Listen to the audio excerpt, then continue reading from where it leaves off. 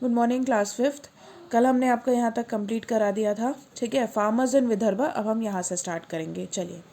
Vidarbha is facing a very serious problem. There was no rain and crops failed. Many farmers were unhappy. Some farmers even ended their own lives. A newspaper reporter went around the area and spoke to the people. He wrote these two reports. तो विदर्भा एक गांव था, महाराष्ट्र में गांव है, ठीक है। वहाँ के लोग बहुत प्रॉब्लम फेस कर रहे थे। वहाँ कोई भी बारिश नहीं होती थी, ठीक है। और जो उनकी क्रॉप्स थे, यानी कि जो उनकी अनाज था, वो सब ख़राब हो जाता था, ठीक है। तो उन लोग जो वहाँ के किसान थे बहुत नाखुश थे, इसलिए वहाँ एक न्यूज़ रिपोर्टर गया, ठीक है। वहाँ के लोगों से पूछताछ की, बात की है, और उसके बाद उसने ये 2 रिपोर्ट बनाई है। तो चलिए कौन सी रिपोर्ट है देखते हैं। Satish story. Satish is a 13-year-old boy. His father had taken a loan for farming, but the crops failed. Now Satish's mother had to pay rupees 5,000 every month for the loan. Satish started working. He looked after 17 goats of the village. He earns rupees 1 every day for one goat. How much will he earn in 1 month? Satish is a 13-year-old boy and his father had taken a loan, ठीक है। उसके father ने loan लिया है। एक 13-year-old लड़का है, उसके फादर ने लोन लिया है। तो उसके जो क्रॉप्स थे वो फेल हो गए, वो नहीं उग पाए, इसीलिए जो उसकी मम्मी है वो पे कर रही है loan, ₹5,000। Satish started working. He looked after 17 goats of the village, ठीक है। वो जो है सतीश 17 गोट्स, ठीक है, वो काम चालू किया। सतीश जो है उसने 17 बकरियों को देखना स्टार्ट किया, ठीक है, जैसे बकरी चराते हैं ना वैसे। ही अर्न्स ₹1 एवरी डे फॉर 1 गोट, ठीक है। तो एक गोट के लिए वो एक दिन में ₹1 उसको मिलता है, यानी कि ₹1 के हिसाब से अगर वो 1 गोट है तो 17 इंटू 1 यानी कि 17 रुपीज़ उसको मिलते हैं रोज़ के, ठीक है। तो उसको 1 मंथ में कितने मिलेंगे वो आपको कैसे पता चलेगा? 17 मल्टीप्लाइड बाय जब आप 30 करेंगे, ठीक है, तब पता चलेगा, है ना। तो 17 मल्टीप्लाइड बाय आप 30 करेंगे, आपको मल्टीप्लिकेशन आता होगा, जैसे 7 1 21 होता है, 3 1 3 सॉरी 3 7 21, 3 1 3 + 2 5, ₹510 उसको महीने का मिलता है, ठीक है। ये मैंने ऐसे निकाल दिया, आप मेथड से निकालेंगे। Does he earn enough to help pay the loan every month? हाँ, ठीक है, यस।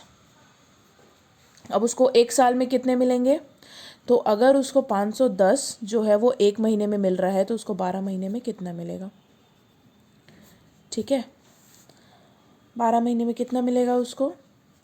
आप ऐसा भी निकाल सकते हैं आप चाहें तो, या फिर आप डेज़ के हिसाब से भी निकाल सकते हैं, ठीक है। जैसे एक मंथ में 30 डेज़ होते हैं, तो 30 डेज़ में उसको अगर ₹510 मिल रहे हैं, तो उसको 365 डेज़ में कितने मिल रहे होंगे, ठीक है। तो हम वो कर लेते हैं, जैसे मैंने मान लिया कि मैं 510 को 365 से मल्टीप्लाई कर रही हूँ, ठीक है। तो मुझे अगर इसको मल्टीप्लाई करना पड़ेगा तो मैं कैसे करूँगी वो आपको अपने आप पता चल जाएगा, ठीक है। जब आप इसको मल्टीप्लाई करेंगे, है ना, तो आप क्या करेंगे, पहले 5 को 510 से मल्टीप्लाई करेंगे, देन 6 को, देन 3 को, फिर तीनों को ऐड अप कर देंगे, ओके। तो आपको यहाँ पर पता चल जाएगा कि how much will he earn in 1 year. चलिए, तो ये थी सतीश की स्टोरी। अब हम देखते हैं कि कमला की क्या स्टोरी है। To help the farmers, state government gave cows, ठीक है। किसानों की मदद करने के लिए स्टेट गवर्नमेंट ने गाय दिए। कमला बाय गुदे also got a cow. The cost of the cow was 17,500. She had to pay ₹5,500 and the government spent the rest. तो कमला ने 5,500 रुपये पे किए, बाकी जो है वो सरकार ने पे किए। तो कितना पे किया? 17,500 में आप माइनस करेंगे 5,500, ठीक है, तो आपका आएगा 12,000।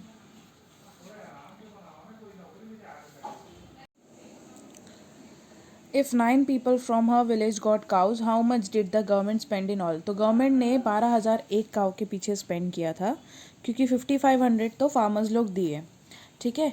तो गवर्नमेंट ने अगर 12,000 एक काव के ऊपर स्पेंड किया, तो उन्हें जब अगर 9 पीपल को गाय मिली होगी तो कितना पे किया होगा? तो 12,000 इंटू 9 कर सकते हैं आप।